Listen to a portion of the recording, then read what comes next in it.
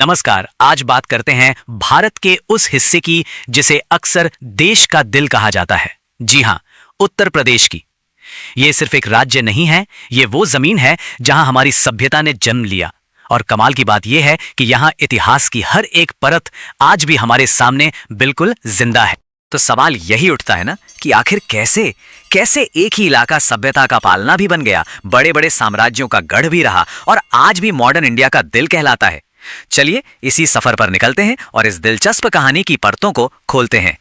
तो कहानी की शुरुआत करते हैं एकदम शुरू से, उस वक्त से जब इस जमीन पर सभ्यता की पहली किरणें पड़ रही थीं। ये सफर है प्रागैतिहासिक काल की बस्तियों से लेकर एक पवित्र भूमि बनने तक का।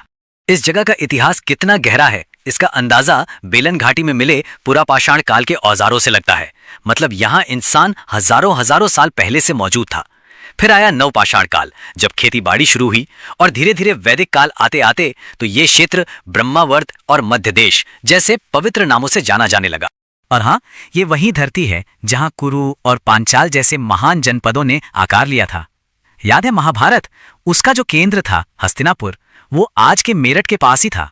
मतलब भारत की सबसे बड़ी महागाथाओं की जड़ें वो इसी मिट्टी में हैं। अब कहानी एक नया मोड़ लेती है। हम उस दौर में पहुंचते हैं जहां उत्तर प्रदेश सिर्फ साम्राज्यों का ही नहीं बल्कि नए विचारों और धर्मों का भी सेंटर पॉइंट बना। एक ऐसा केंद्र जिसने पूरे उपमहाद्वीप को एक नई दिशा दी। देखिए, 6ठी शताब्दी ईसा पूर्व तक ये इलाका पॉलिटिकली काफी ऑर्गेनाइज्ड हो चुका था। कौशल, वत्स, काशी, मल्ल ये सब शक्तिशाली महाजनपद यहीं पर थे और इनकी राजधानियां श्रावस्ती, कौशाम्बी, वाराणसी ये वो शहर हैं जो आज भी कितने जरूरी हैं। पर यह सिर्फ राजनीति का ही गढ़ नहीं था, ये तो आध्यात्म का भी एक बड़ा केंद्र था। भगवान राम का संबंध कौशल राज्य से था।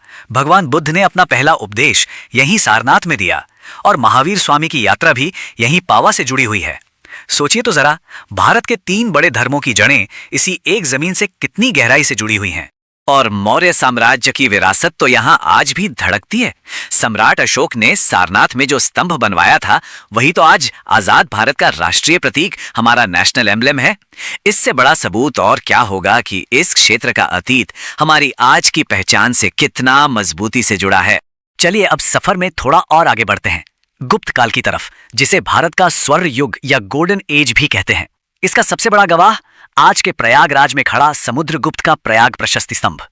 इसे ऐसे ही गुप्त काल का आईना नहीं कहते, ये उस दौर की जबरदस्त पॉलिटिकल और कल्चरल अचीवमेंट्स की पूरी दास्तान सुनाता है। अब आता है मध्यकाल और एक बार फिर उत्तर प्रदेश सत्ता का केंद्र बनता है। ये वो दौर था जब नई नई शक्तियां उभरी और यहां पर संस्कृतियों का एक ऐसा संगम हुआ जो देखने लायक था। इसी दौर में आगरा एक नए पावर सेंटर के तौर पर उभरा। ये बना मुगल साम्राज्य की पहली राजधानी, एक ऐसा नया सेंटर ऑफ ग्रेविटी जिसने पूरे उपमहाद्वीप की राजनीति को एक नई दिशा दे दी। और हाँ, कन्नौज और बनारस जैसे पुराने शहर तो कल्चर और ट्रेड के हब के तौर पर चमक ही रहे थे। और मुगलों ने यहाँ आर्किटेक्चर की जो विरासत छोड़ी है वो तो आज भी पूरी दुनिया को हैरान कर देती है। सोचिए, एक तरफ अकबर का बसाया हुआ पूरा का पूरा शहर फतेहपुर सीकरी और दूसरी तरफ शाहजहां की वो बेमिसाल रचना ताजमहल, जो आज एक वर्ल्ड हेरिटेज साइट है। क्या शानदार उदाहरण है। अब हम पहुंचते हैं आधुनिक काल में और यहाँ कहानी एक बिल्कुल नया, एक क्रांतिकारी मोड़ लेती है। ये वो दौर है जब उत्तर प्रदेश की धरती ब्रिटिश हुकूमत के खिलाफ आजादी की लड़ाई का एपीसेंटर यानी सबसे बड़ा केंद्र बनी। साल था 1857। भारतीय इतिहास का एक ऐसा मोड़ जिसने सब कुछ बदल दिया। और इस महान क्रांति की पहली चिंगारी कहां भड़की? जी हां, उत्तर प्रदेश के मेरठ शहर में। और ये चिंगारी देखते ही देखते एक आग की तरह फैली। कानपुर में नाना साहेब, झांसी में रानी लक्ष्मीबाई, लखनऊ में बेगम हजरत महल, इन जैसे महान नेताओं ने इस लड़ाई की कमान संभाली। और देखते ही देखते पूरा का पूरा उत्तर प्रदेश इस विद्रोह का मुख्य मैदान जंग बन गया। 1857 के बाद भी आजादी की ये आग यहां बुझी नहीं बल्कि जलती रही। इलाहाबाद में नेहरू परिवार से लेकर लखनऊ के पास हुए मशहूर काकोरी कांड तक उत्तर प्रदेश नेशनल मूवमेंट का इंजन बना रहा। तो आजादी मिल गई, लेकिन उत्तर प्रदेश की कहानी खत्म नहीं हुई, वो जारी है। तो चलिए देखते हैं कि इसकी विरासत आज के भारत पर कैसे असर डाल रही है। जरा इस एक आंकड़े पर गौर कीजिए, भारत को सबसे ज्यादा प्रधानमंत्री किस राज्य ने दिए हैं? जवाब है उत्तर प्रदेश। ये नंबर अपने आप में एक पूरी कहानी कहता है।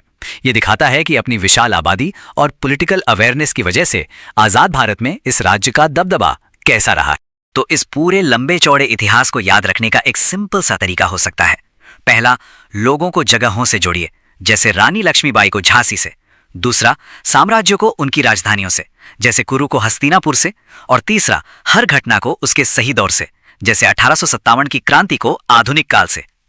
तो आज जब उत्तर प्रदेश भारत के भविष्य को गढ़ने में लगा हुआ है, एक सवाल मन में आता है कि इसके शानदार अतीत का कौन सा अध्याय आने वाले कल में सबसे ज्यादा गूंजेगा। क्या वो इसकी आध्यात्मिक विरासत होगी, या इसकी शाही शान, या फिर इसकी वो क्रांतिकारी भावना? खैर, इसका जवाब तो आने वाला